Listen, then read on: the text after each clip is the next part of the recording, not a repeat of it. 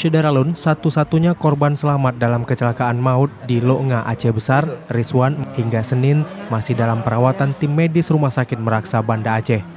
Kondisinya pun kini sudah lebih baik dibanding saat dirujuk sehari sebelumnya. Saat ditemui awak media, Rizwan mengaku tidak begitu mengingat kejadian yang mengakibatkan 7 rekannya meninggal dunia.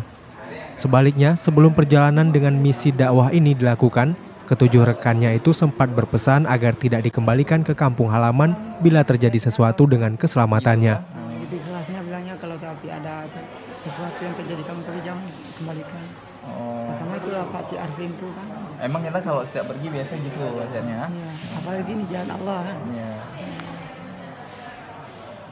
Jadi saya yang bilang itu bahwasanya saya tidur itu karena saya nggak terasa bahwasanya ada kecelakaan.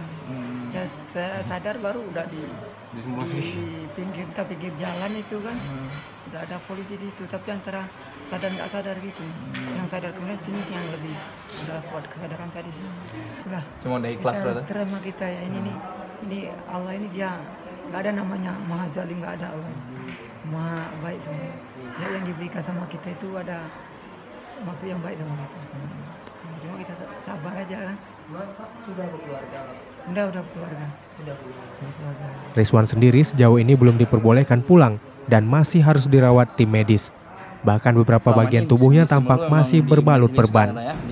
Selama perawatan, Rizwan tampak ditemani oleh sejumlah rekannya yang juga anggota Majelis Tablik Aceh. Dari Banda Aceh, Muhammad Ansar, Serambi On TV.